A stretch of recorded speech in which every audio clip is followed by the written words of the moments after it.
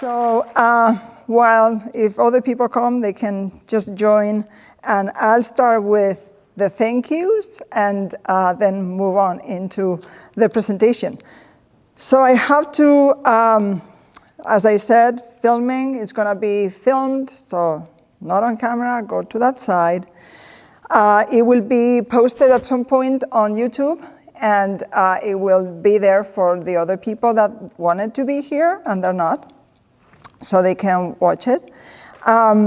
Big thank you to the Minnesota Arts Board and the Legacy Grants. Part of this work is being done by one of the personal grants that I received for myself to do, and there's a picture of a gnome at the end of this room and by the food.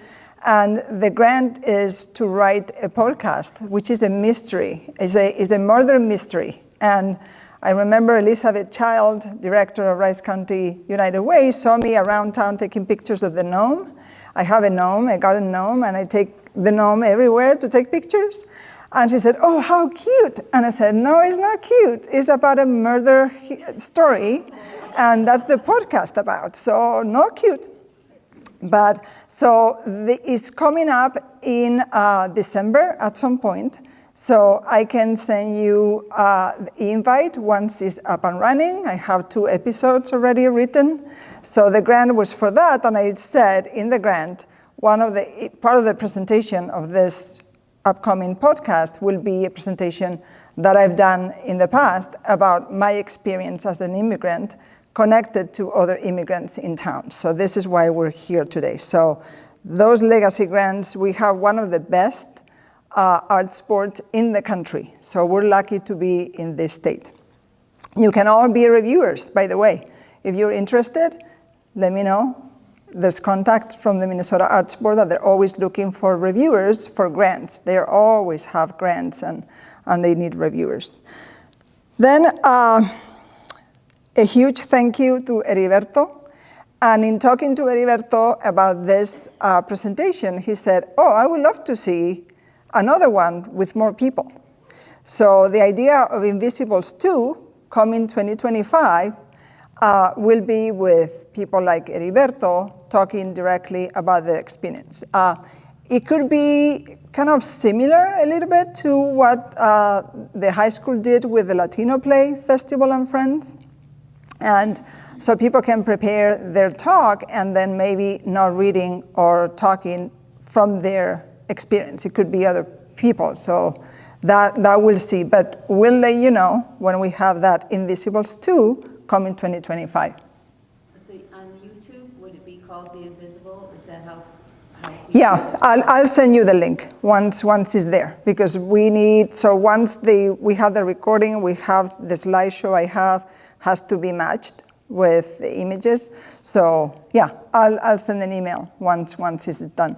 And it will be my kid here, Monte, hired internally, maybe not paid, to do that work. This is what happened with family. So thank you as well to my family that they're here and they are suffering me. So thank you. Yeah, you have to bear me and my piles of paper, for instance. My husband was, Woe is me. The piles of paper that my husband is always saying, "Why you love paper so much?" Like, I do, I love paper. Then at the end, we can talk more about the fact that I'm non-binary. So that's a kind of controversial thing these days, apparently, being trans, being non-binary, and so forth. So we can talk maybe at the end of the presentation or during the questions if you want to learn more why I realized now we have the words for what I've been feeling all my life, which is I'm not really female, I'm not really male, I'm something in between. So that now we have the wonderful word non-binary to explain that feeling. So the presentation is called The Invisibles. And I hope that you can see me, right? I'm here. Do you see me? All of you? Okay. I see you. Because so many people don't. And it's been really something with the pandemic and all those Zoom calls. You know, when they do that crazy thing, oh, the popcorn introduction, I hate those. And so you have to introduce yourself and then say, such and such is next. Many times, they will not call on me or call me at the very end. Kind of like, okay, how do we pronounce this name, Mar Valdecantos? I don't think it's that difficult. In Spanish, you read what you see. But for people, apparently, it was extremely hard. So you feel really invisible in those moments. And you feel invisible when you go to a store, and it has happened to me here in town, and you are waiting to be called by whoever is selling stuff. And sometimes it has happened to me, people in front of me, blonde, tall people, Norwegian looking, they will be called on. They didn't buy anything. And then I'm waiting my turn because they never, see me. And then I buy stuff. Like, okay, who is the best customer today? I think I am. So you better not make assumptions of who you have in front. And I've seen that, I knew that that was possible. And I remember years ago, I was at Best Buy, and it was a family waiting as well in a counter. And they were darker than I am. Apparently, people think that I'm dark. They were darker than I am. And nobody was, the guy was kind of close by. They didn't pay attention to them. And I was like, well, I'm going to approach and be in line after these people, a father and son. And they didn't see them. And then they saw me. And I said, no, these people are first. Oh, we didn't see you. He's like, oh my. They were right in front of you. The things we do with our minds, right? This is why this is called the invisible. We don't want to be invisible. I don't want to be invisible. It's a not fun place to be. So maybe you know that I'm originally from Spain, right? So when you think Spain, I'm sure some images come to you. I'm sure of it, because we all have those images in our head. So think red. Why are we thinking red when we think Spain? Well, these two things are from Spain. La Tomatina is this crazy town in the east coast of Spain that a fight years ago developed into this crazy celebration of we throw tomatoes at each other, and they throw them. The whole town is red at some point, but apparently the acidity of the tomato is great for cleaning the streets. Who knew, right? So maybe we should try something here. Downtown, all red, and see if it cleans downtown. We could propose that to the city of Northfield. Very sustainable way of cleaning, no chemicals, right? And then the other thing, of course, Hemingway made Spain famous around the world because of the San Fermin, which happens in Pamplona, which is a city in the northeast of Spain, and they throw bulls in the streets and fend for yourself, run real fast, and we have usually foreigners, the ones that they're caught by the bulls. So two crazy things from my own country is like, okay, well, and I don't like going on trips. I think I've been in the same trip, not yet getting to the other side of the trip, since I left Europe and I came to live in the United States. So it's like I left in 1996, and I'm still in this long trip, so I don't like going on trips. I'm already traveling. On planet Earth, in being in this country. And I think postcards are lovely. I don't need to see things with my own eyes. I really don't. I hate planes, although I have to go back to Europe quite often. So lucky me, right? Lucky me.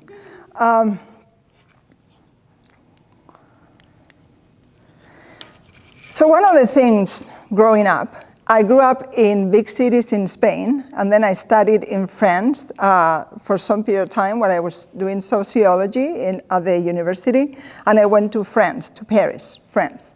For whatever reason, always big cities, urban areas, I always wanted to be a farmer. I don't know where that came from. My family's never been into farming. I don't have any farmers in my family, but I wanted to be a farmer. So I remember I had 2 books translated from a British author about what do you do with a 4-acre farm? What do you do with a 10-acre farm? So I was just like, okay, you plant this, you can plant this other thing. And I'm like, oh, I would love to do that. And then I come to Northfield, and wow, Northfield has so many farms. This is the dream come true. I'm surrounded by farms. And then you start learning. Farming is hard. Farming is a lot of work. I was probably thinking more of a tiny hobby farm somewhere, and not even that. I don't do that ever. So I don't know where that gene came to me. So this is why the picture actually of a rock that is Highway 3, Highway 19, on our way to the 35. I've been taking pictures of that rock for years. So my family, when I say they're, bear with me and the craziness, is that I have so many pictures of different times of the year, sometimes with snow, sometimes with crops behind, and I have this rock. It fascinates me that those are rocks sometimes left by the glacier era. So, and I've been using it for a project in poetry, so I have the rock. And this is why the one to the right is darker, because I discovered farming is hard. It's not what I thought. You depend on the weather, you depend on the market of how much you can sell your crops, so forget it, no way. So what I call ghost images are those images we all have.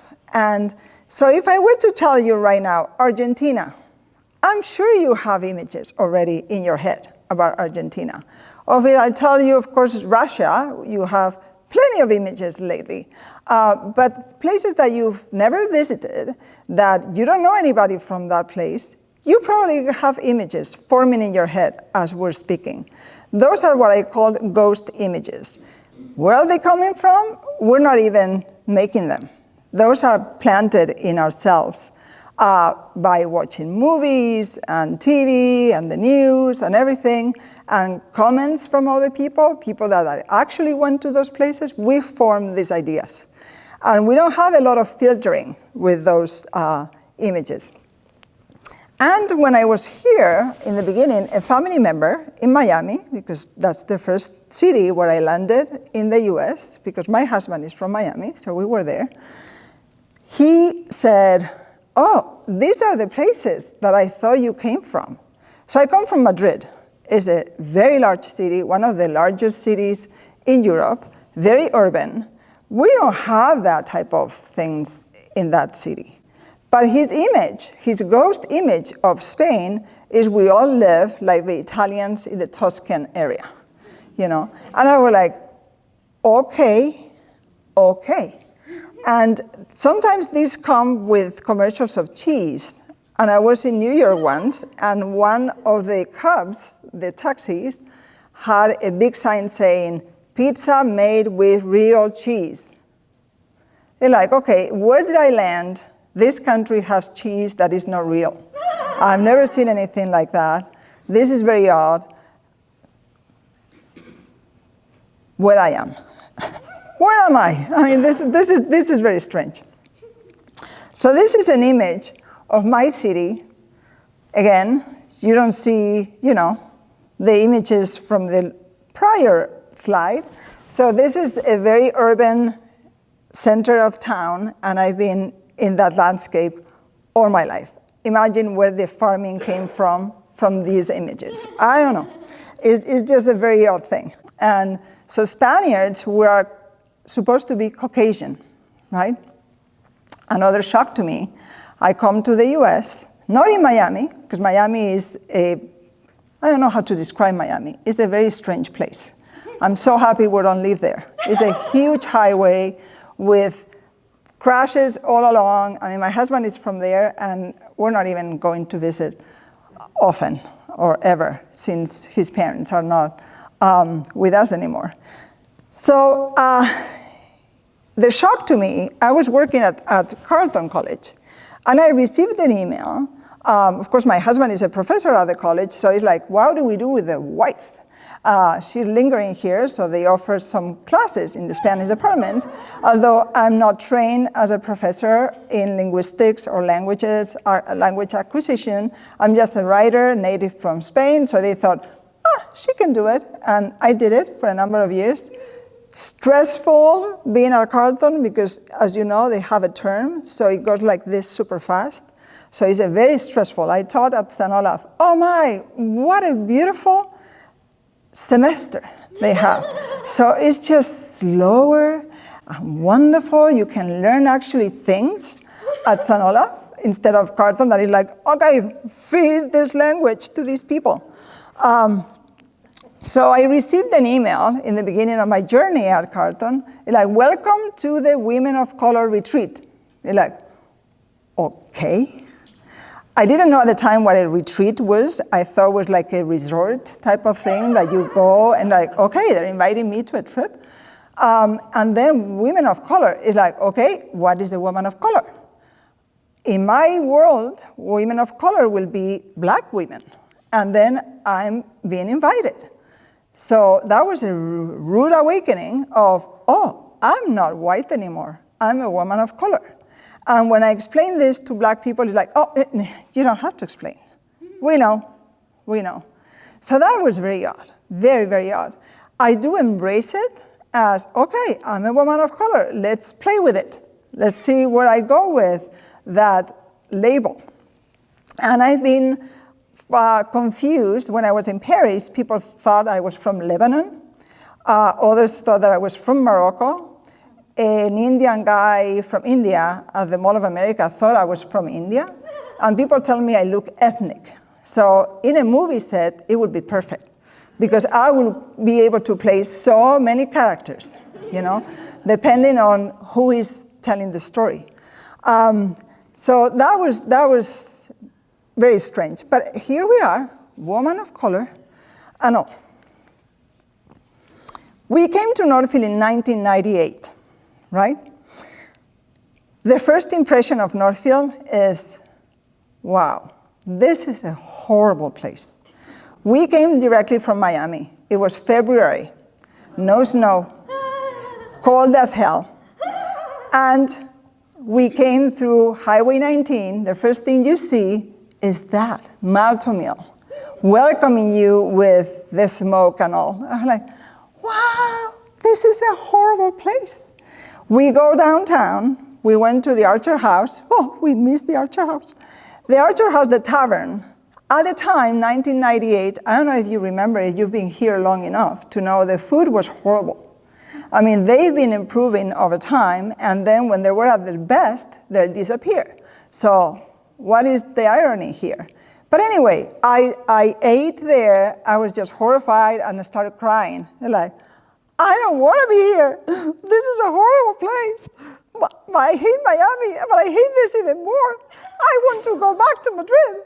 So my husband was just concerned because we were coming for him to sign the actual contract with Carleton. And he started like trembling, like, oh my, this won't work. This won't work. And then we started going to different dinners with his future colleagues and so forth. And they seemed fine. I thought, well, if they seem happy and they're smiling and they're telling me this is a great city, maybe I shouldn't be so worried about moving here. And then he signed the contract, and here we are. And here we are. And here we are. I was telling the students, you have the better end because you go places. We stay here. I mean, we cannot go with you. We are here stuck in Northfield, good old Northfield. So that was my beginning in Northfield. But before that, And I like to tell this story, and maybe some of you heard this one already. I came what is called a fiancé visa. This is a visa to marry the foreigner in the US.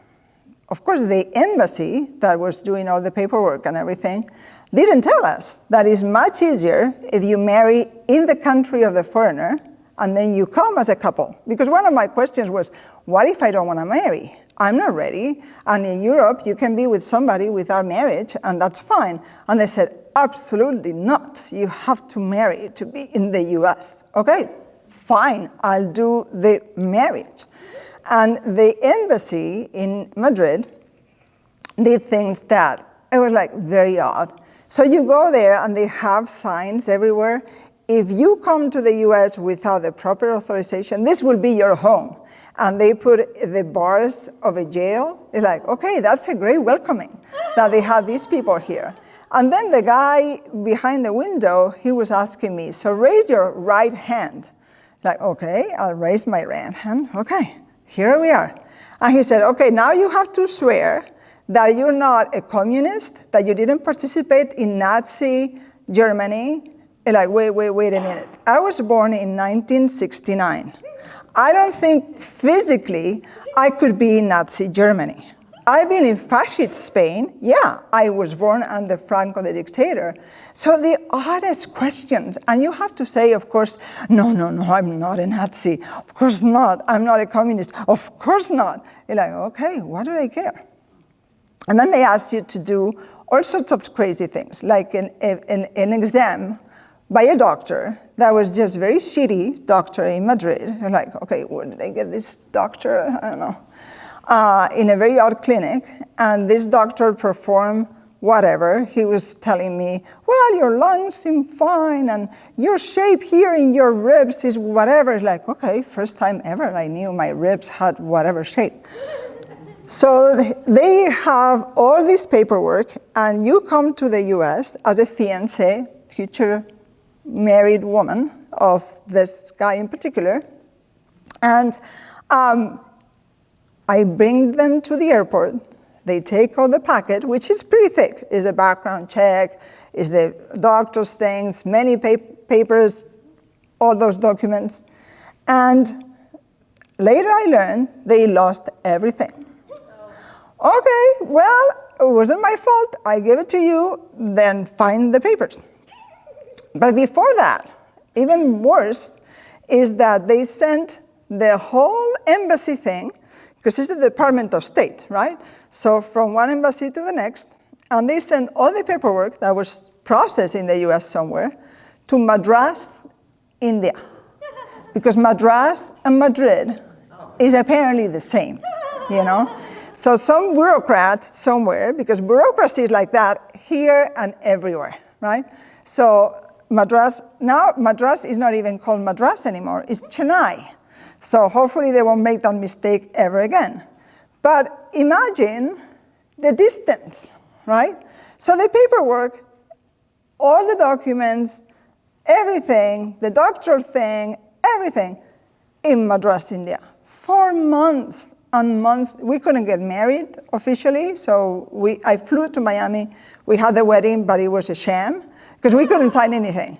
So I was like, okay, this is a wedding, but no paperwork was signed. And then my husband was going ballistic, like calling his senator, can you do anything? No, I can't, sir, I can't.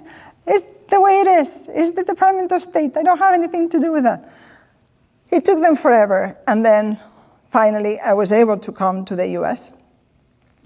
And because I had to go back to Spain. Of course, I didn't have any visa, I didn't have anything. I had to wait in Spain. I called the embassies a few times, and they said, you are the immigrant, it's your problem. Like, oh yeah, I have any say of what the Department of State does? I don't think so. But that was the welcoming, texture of things to the US. So that was a taste of, okay, where am I going? And then they did the interview, in the movies that you see that they separate people. That's true. I mean, they do that. They didn't separate us in the interview, but I was very concerned because my husband doesn't pay attention to What is your toothpaste brand? What is your deodorant brand? And like, okay, we're doomed. We're doomed. They're gonna ask him, and he's gonna say, I don't know, I think it's purple. And so good thing he didn't separate us, but he was insisting, why you don't have his last name, Montero? And you're like, wow, what is with you? I mean, why do you care? I mean, in Spain, women keep their last names. I learned that the origin is not great. It was to separate the Jews, non-Jews, and so forth, so the women had to show their lineage. So not a great story behind, but I like the fact that we still have our names. And he was joking because his last name was Montero, like my husband. So he was like, I want my name and your husband's name to be your name. And like, this guy is the worst. Anyway, so we passed the interview. And talking about ghost images, we are all racist, myself included. So welcome, racist. We are here in good company. When my ghost images about people from Cuba, I never met anybody from Cuba until I met my husband and he started talking, yeah, my family comes from Cuba, both my parents are Cuban, and he is Yuca, young urban Cuban American. So he was born in Miami along with his sisters. And my image of the only person I knew was from Cuba was Celia Cruz. Celia Cruz was a wonderful salsa singer, beautiful person, in exile in the US, died in exile, never could go back to Cuba, and was a black woman. So to me, all the women in Cuba were black like Celia Cruz. So when I told my future mother-in-law, oh yeah, I thought you were like Celia Cruz, she was like, are you kidding me? Because she was white. And I was like, you're comparing me to a black woman? And there's a lot of racism in our countries, in Mexico, in Argentina, in Chile, in Spain, everywhere. So you bring that along with you. So again, we're in good company. We are all racists, and there's no escape. If you want a coin with Celia Cruz, we sell them at Mercado Local. Advertising, Mercado Local here. So you can go there and get your coin. Is the first, it's not even, they're in circulation now, but I bought them before, so they're brand new. It's part of the series with coins. This is a 25-cent coin with women of importance in the US. So they picked Celia Cruz. And even worse, and my husband knows what is coming. And so in my head, I had a friend saying to me, you have to meet this Cuban. And what is up with this Cuban? Oh, you have to meet this Cuban. And I was like, okay, my image of the Cuban was this guy that is actually a singer from Brazil. And I thought, like, okay, he's gonna be dancing and wearing a chain here, a lot of hair coming out of his shirt.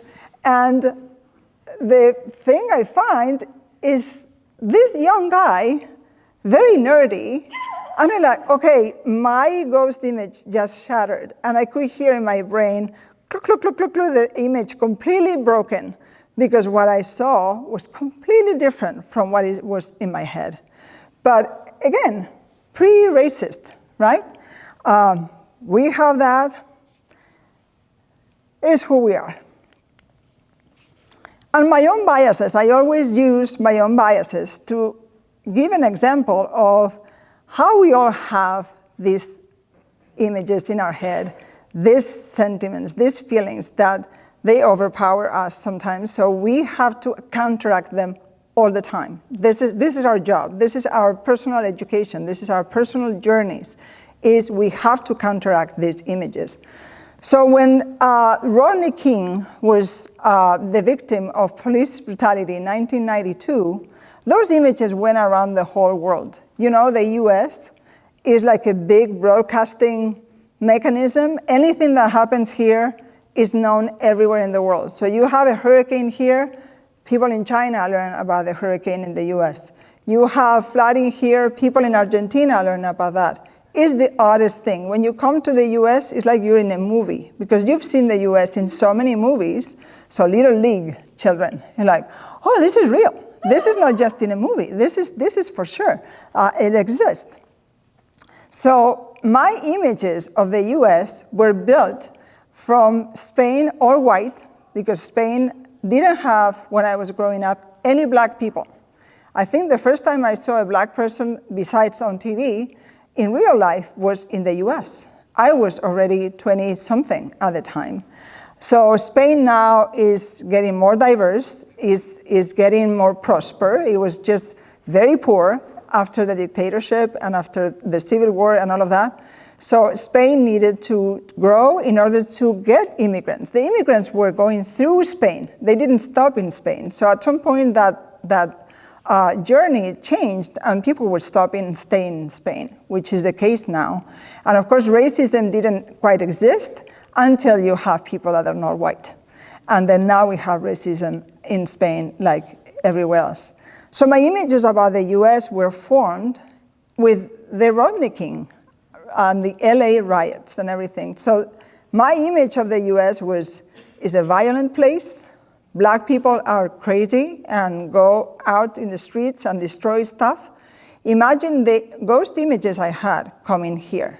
So it's been a journey for me to be fighting those images since I landed in the US. And I remember being in the subway. My husband was finishing his dissertation. We were in New York. I was in the subway, and a black guy comes in with a duffel bag, like coming from sports or something, or going to the gym, and I cringe. It's like, okay, he has something there, maybe a gun or something. He's gonna do something to us. And I stopped in my tracks. How can I be thinking this way? And this is coming from a person that I pride myself as trying not to have that kind of way of thinking. Imagine if you're unchecked completely, if you just don't have any guardrails, so that doesn't happen to you. So again, it's a journey. And a father, a priest in the neighborhood where my mother lives, came up to me and said, oh, you're going to the US? And he said, I think there are a lot of black people with that gesture. It was the first time I saw a white person do that gesture, that you see it. Even black people use it, saying, I remember a friend saying, next life, I'm not coming. Like, I don't want to go through all the things that I've been going through, despite the fact that he was wealthy, that he was fine. They were like, no, I'm not going through this ever again. So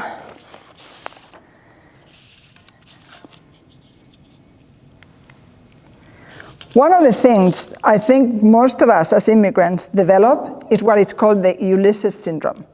And this was coined in Spain from the Barcelona University. And it means that you have this extremely high stress, because it's a chronic stress from grieving that you're not any longer with your people and your country, and you have to adjust. And coming to the US and being in a different language, it's even worse. So that we all go through this in a way or another. And I developed all of that. So I had headaches, fear of going outside, all these things that is like, and I'm protected. I'm a highly, highly privileged immigrant. And I love being an immigrant, because what I'm learning about myself, about the world, about each other, is great from the perspective of being an immigrant. It's giving me so much, and so much knowledge, and so much empathy with so many people. So when I see Gaza, I understand at a very deep level what is happening. When I see Ukrainians leaving their homes, it gives me a different understanding and connection, despite, again, being extremely, extremely privileged. And I always acknowledge my privileges. But still, it's very, very hard to have this syndrome. And I developed the imposter syndrome as well, the survivor syndrome as well. So I have them all. I mean, it's like a collection. a collection of syndromes, and you have to work to overcome them. Overcoming the Ulysses syndrome, I don't feel as much anymore in enemy territory, and I don't feel anymore the imposter syndrome. It took me a long time to get rid of that one. The survivor guilt still is with me because I see how other people don't have access to the privileges in my life. So that is hard, and maybe I won't, overcome that one, and that's okay. What it still is I feel in an enemy type of setting, and not in a friendly country, is with the guns. The thought that I can go to the supermarket and somebody will be coming with a gun. Or one day I was walking the dogs and a car with a young guy, a white young guy, came and did kind of a U-turn where he shouldn't be, and he was looking at me intently. So I thought, this is it. I'm going out today. Today is my last day, and I was trembling inside, trying to compose myself, thinking, no, it cannot be. How can I die today in a very sunny afternoon with my dogs? But that was the thought that came to my head. And I don't think, I'm very good at the gymnastics you have to do as a US person of, we feel fine as if everything is okay when it's not okay. It's just horrible. And I don't think I will ever be able to feel at ease when my children were at school and I will hear the sirens. It's like, okay, today is the day. It's happening. Somebody's at their school and it's happening. So that paired up with the fact that we don't have health care for everybody. What a tough country. Why people want to come here is beyond me, really. I mean, they probably don't know. I mean, they come at the border, it's like, knock, knock, open the doors to this craziness. And then, because I didn't know either. I mean, when I came in 96, Columbine didn't happen after later. And I thought, where are my suitcases? Let's get the suitcases, let's leave either Canada or back to Europe. I'm not staying here. And of course that has been happening. And when I tell people in Europe, you don't hear half of it. You hear the big ones, but we have in between the big ones, constant shootings. And that is eating up, and all of us. And it's a stress that we all suffer, and I don't think we realize how much stress we're suffering because of that issue. Anyway, so this is a hard part of the presentation, this area. I don't think I can make a comedy out of these topics. The savior complex. We need saviors. Of course we do, and thank God that we have saviors everywhere. But when the savior is not looking at each other as a full-fledged person and we are invisible, then is a problem. Because then we're not human to human. We're not at the same level. Is the gap that, how do you fill that gap? How do you connect? So we are all the same. We are not children, because that patronizing type of view, we are like, oh, you're so cute. You're so cute, you're Hispanic. And that happens all the time. We're not children. I mean, we're adults, right? We know how to navigate things, we know how to do things. And of course, there's a very dark side of the immigration, not just the recipients of discrimination, but what happens among people of the same group. And then people don't like each other because they're from different countries. That too is hard to contemplate. The community is not cohesive. We don't have people loving each other all the time because, again, we are all different. We're not all the same. We're not a block. We're not, you're Hispanic or you're Latinx or Latine. And people don't follow that type of label. As you know, most people here are from a very specific town that is in the mountains, is a small town. And I remember years ago, I made the mistake of saying, oh, what a lovely town, why would you leave? And of course, my ignorance is just so vast. And they said, well, it's so nice now because we've been sending money to our country people and our town. So now it's a much better city than what we left when we left.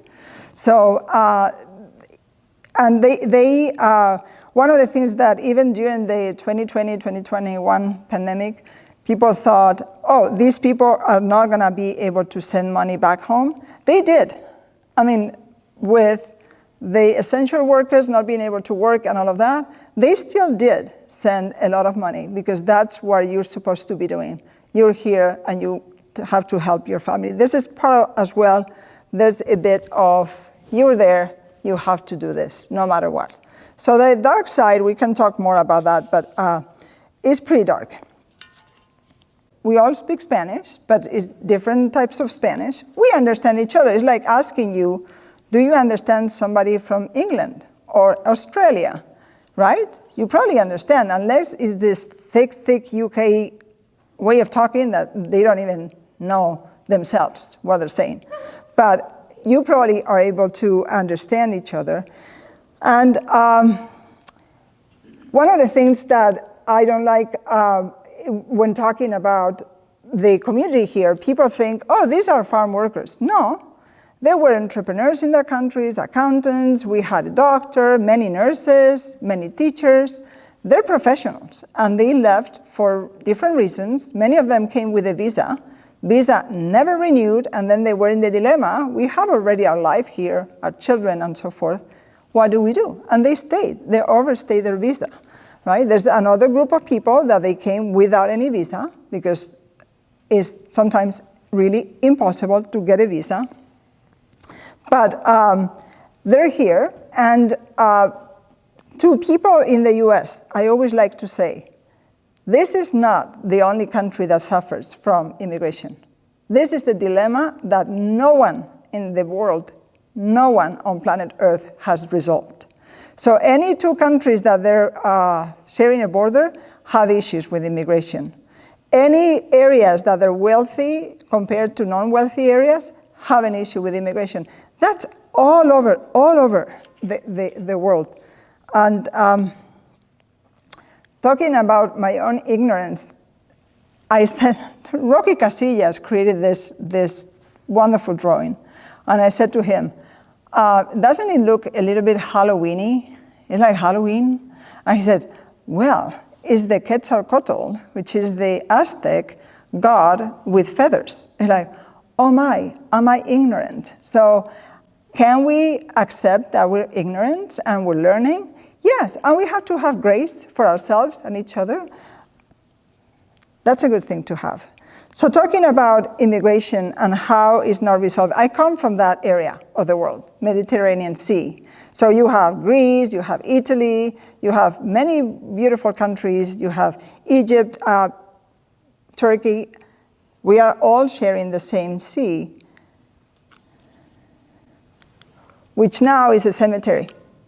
Because so many people try to reach Europe through that venue, trying to cross the sea, that instead of fish, you find bodies, right? So talking about the dilemma of immigration and how we need immigrants in all our societies because not many children are being made in our countries, that they're advanced, then we're creating these cemeteries. Another one. If you go to the southern area, and Nolaf had this exhibit, which is called Hostile Terrain by an anthropologist that he just won an award, and he created this toe tags to showcase the many, many people without a name unidentified that they're in the southern border, that they died. So he's been documented as an anthropologist.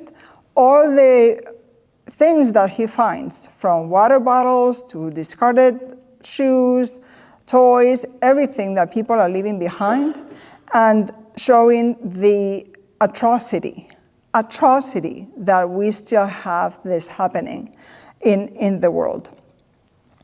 So now that we're facing the threat of deportation, This actually happened in the state of Minnesota in 2006, December the 12th. If you know, December the 12th is when the Catholic people from Mexico, especially some from Guatemala, but especially from Mexico, they celebrate the Guadalupe Virgin every year. This year, it coincides with Winter Walk. What are the chances that both things will coincide? That day, 2006, there was a raid in the stripped meat packing company in different states. One of them, of the company's branches, were in Minnesota. So they descended, ICE, which is the Immigration Enforcement Agency, descended on those meat packing companies, and they proceeded because they knew there's fraud, people need to work, and so they do fraudulent things, not because they want to lie, but because they have to, which is extremely upsetting that the whole system has to be this way when we know the workers are needed. So they took people, and a person familiar with that raid said that babies were left behind. So they were scrambling, churches, people in the town of Worthington, looking for where do we have diapers? What do we do with these children that are left behind without their parents? Why do we need to do that?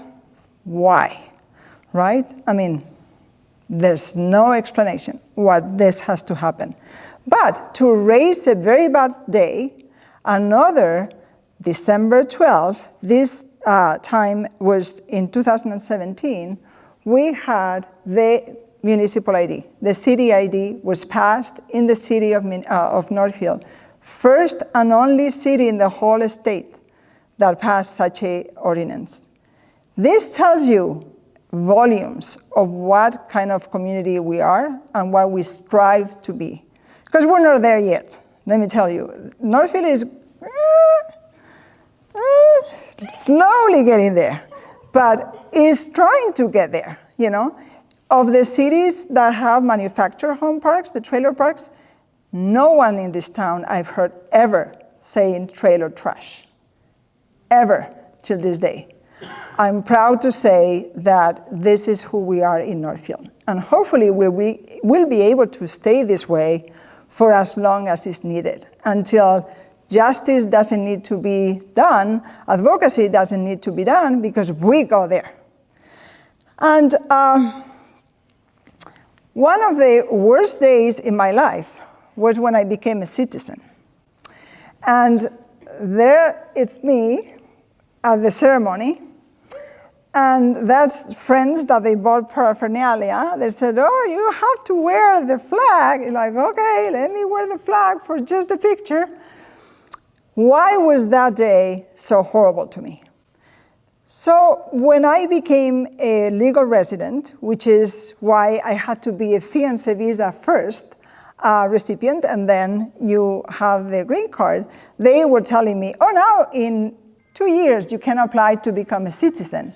And I was like, no, I don't want to be a citizen. I don't want to be called an American. Why? I'm European. I'm from Spain. I already have a citizenship from a country. I don't believe in flags.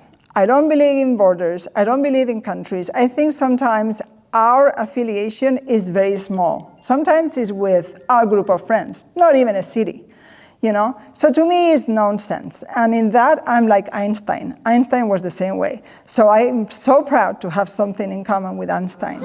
Like, oh. So that day, I waited a long time to become a citizen.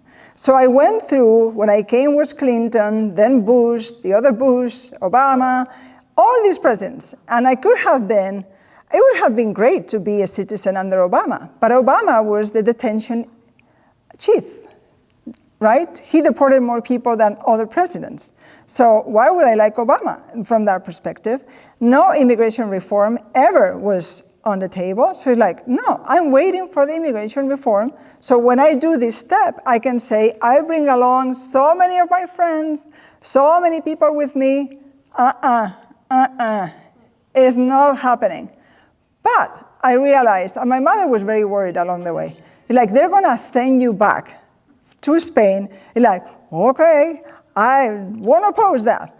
So the issue was that I had to do it when so many millions cannot. So I didn't want to do that. But Reginaldo, that you know, Reggie, Haslett American, he said in one meeting, well, I've known people working in social justice from Guatemala that they've been stripped of the right to be a legal resident. You're like, oh my, is that even possible?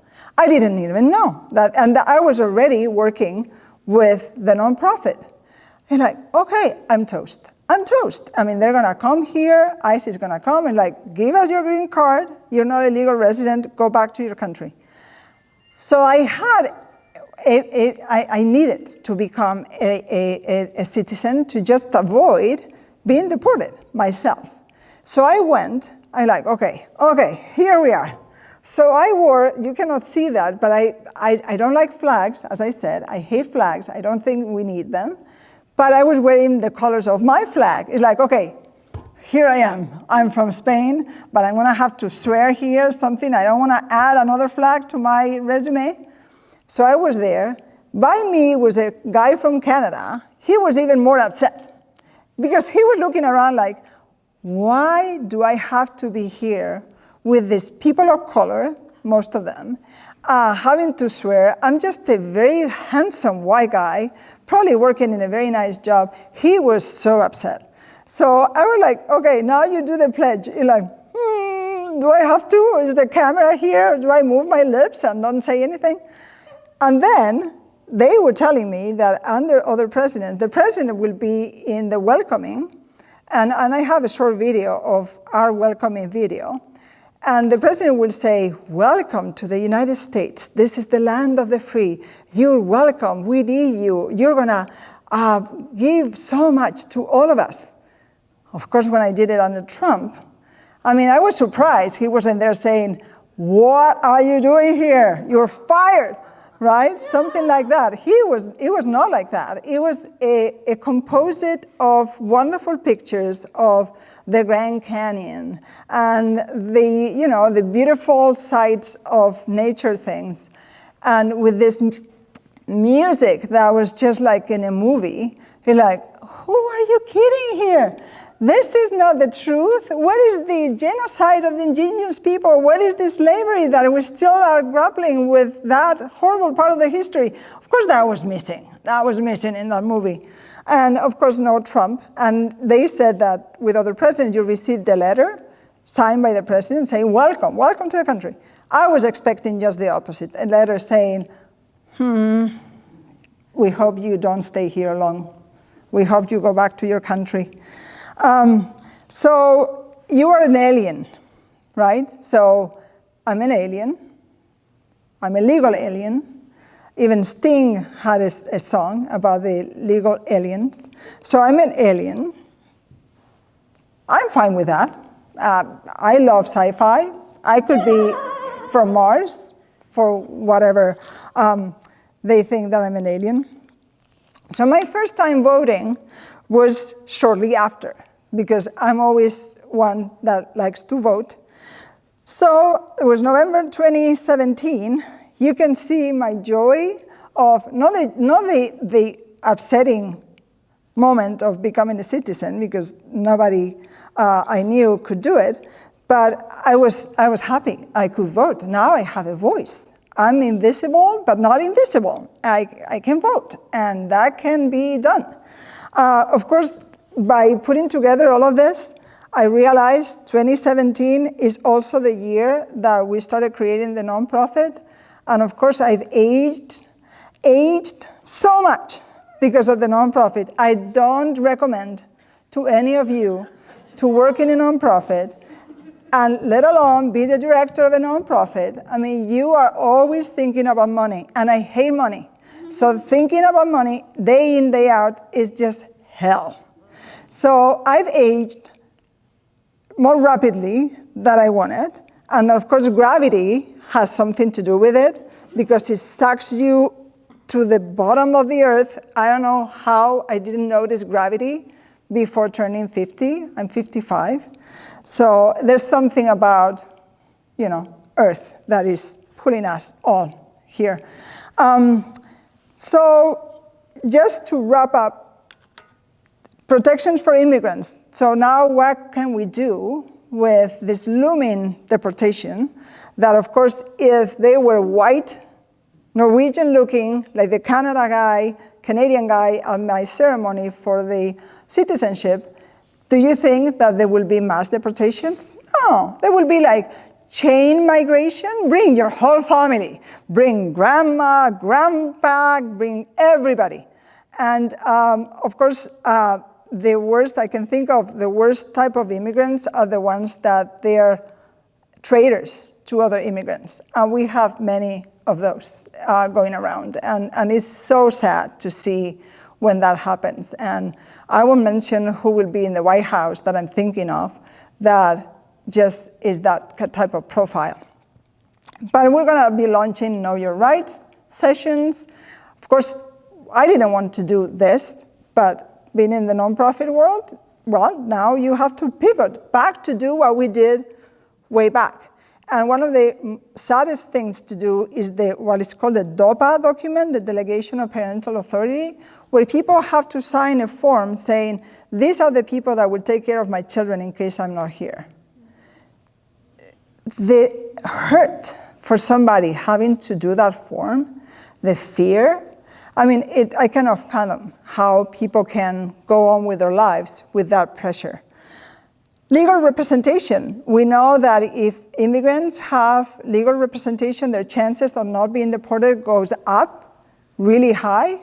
So Northfield has a way of donating for a fund for legal representation through CAC. So the drop-down menu for donations, I always forget, it's neighbors helping, Northfield helping neighbors, neighbors helping Northfield, something like that. That's the fund for legal representation. So people will need help with paying lawyers. And so many families pay $500 per month. To me, that's a huge amount of money. It would be for me, it would be for anybody. And if you consider people having jobs where they don't pay a whole lot, $500 is a fortune, month after month. But they will pay gladly if that means protection. Although sometimes the lawyers, there's nothing they can do. If you're from Mexico, and you want to claim asylum because if you go back, the gangs, the traffickers will kill you, that won't work. So good luck, right, to have. And then I want to end with one of the biggest disadvantages is not speaking the language. And that is with or without documents. I know people that were raised in Mexico, they are legal residents or they're citizens, and they come here and they're at the mercy of a bad boss, of a bad landlord, just almost as much as people without the proper authorization. And my hero is a friend of mine that her English is not perfect, but she knows enough to defend herself, and she will use the opportunity to defend herself. One day, she was riding the bus. Is it a bus or is it a large white van that goes nowhere sometimes? But we have something that looks like a bus. The route is super long. They don't allow you more than 2 bags. So good luck if you go to Target and you have more than 2 bags to come back right in there and so forth. But we have the express lane that the colleges subsidize those for their students, but people can stop that bus, right? So if you are like any country in the world, if you see the bus coming, you wave at the bus, right? So my friend is riding the bus.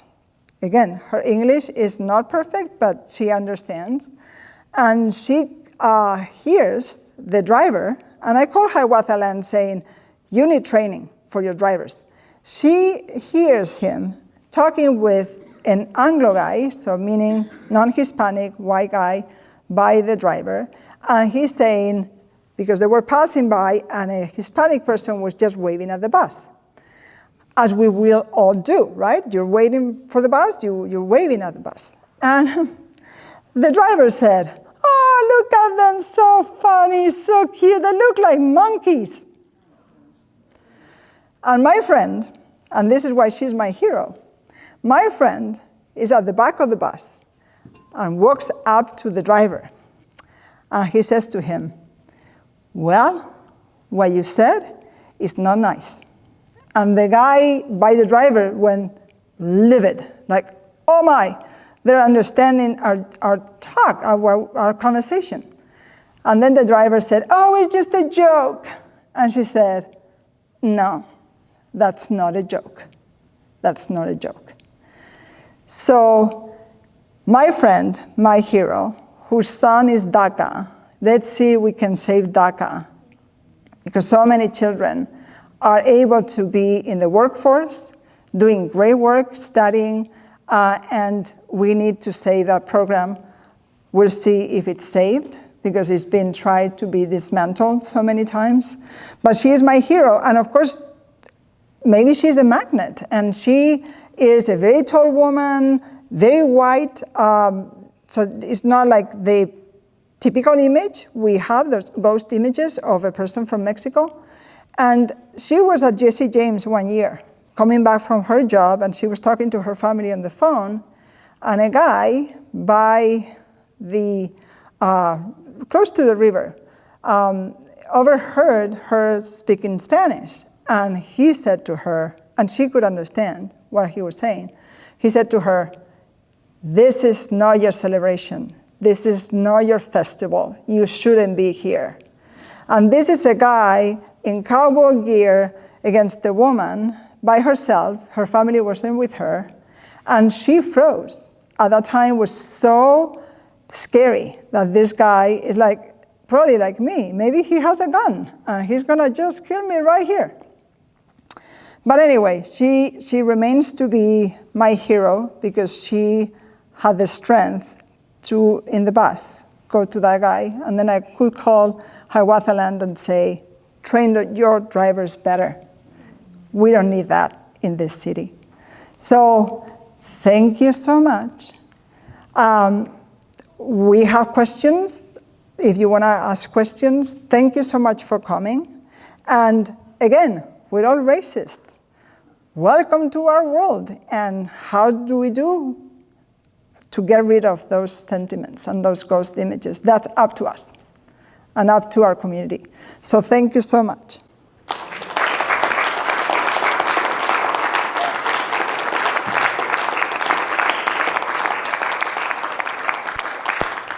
So you said that if there's time that you could talk about being non-binary, and selfishly I would love to hear your perspective, especially because as you layer different aspects of one's personality, being an immigrant, being non-binary, the further down you go, the more challenging it is. And I think a lot of people just simply don't understand the complexity that brings. So I'd be curious to hear your perspective, especially living in Northfield. Thanks.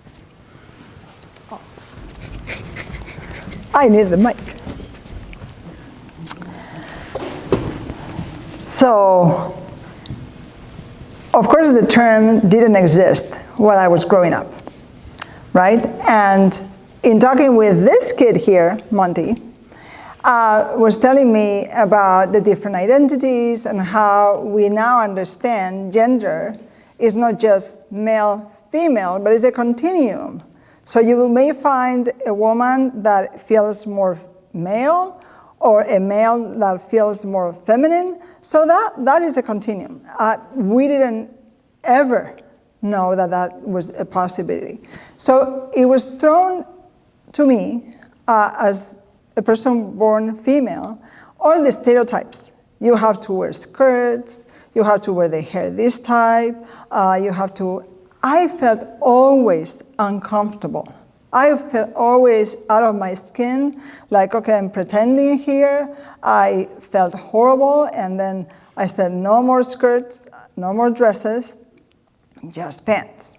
And I forgot to say that I was wearing black today. I usually don't wear black anymore, like this, the whole thing. That was when I came from Europe to Miami, and then suddenly everything is colorful and little dresses with flowers, and I was like, the black crow in the meetings. So I even brought a different color to make the difference. But anyway, that was expected of me, to have dresses, and you were married in a certain way, and you will have this life. And it took me, again, I'm 55, it took me this many years to get to understand exactly who I am. And who I am is somebody that I feel very male in the authority type of, and that was always my case. I could always react when authority was used against me by teachers, by colleagues, or whoever. I didn't accept authority the same way that male, right, characteristics is that you don't accept authority. You are the creator of authority. So to me, it was a disconnect with the whole world, and I felt very compelled to feel very strong in that role, but also the dissonance with, I'm female. So how do I reconcile all these things? So in Northfield, it's very strange, because Northfield is very open for some things and very closed for other things. And I think when it comes to trans people and all of that, there's a trepidation. And people at the library can tell you. Other libraries have programs open to the community called Rainbow Time, or so we have Moxie now, drag queen, that's step forward for this community. But still, I mean, if you knew that many of the key students or young people that go there, they're homeless because they're trans, lesbians, gay, that is a sad statistic for Northfield. We shouldn't be proud that that's the case. So I hope things are changing slowly in the right direction, but that we have a lot of work to do. And of course now, with this whole fear of trans people, what is to fear? I mean, it's beyond me. Where is this coming from? People think that this is like a virus, that you're non-binary and you're close to somebody that is non-binary, is binary, is a male or female, you're gonna rub it off and that person will get that disease. I mean, who thinks this way, you know? So the role of, so the new government we have is very, very on our face with that type of role. Male is male, and female is female. Okay, the government says this is the way. No, it's not. We feel so differently. So to me, I like to talk in public at the city council when the city of Northfield was going through, do we ban the conversion therapy, which is torture? And do we have it in town? Maybe, who knows? But it's good to have it as city council saying, we don't allow this in this community. This is not allowed here.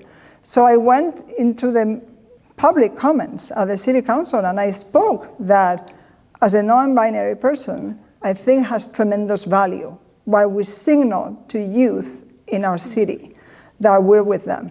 So that we are with you has to be very strong. We need to be beyond allies. We need to do more. And my hope is that one day, those groups that exist in town can be more open, can be more visible. We can have, like Rochester Library has a rainbow hour, and it's for trans and all sorts of youth and their parents. So they have a group for the parents as well. So the parents are not afraid of what is going on in their home. It's nothing to be afraid of, right? So thank you to my kid Monte here for giving me the language, giving me the concept that now I can use to define myself and be more comfortable with who I am, and allow others as well to be comfortable with who they are.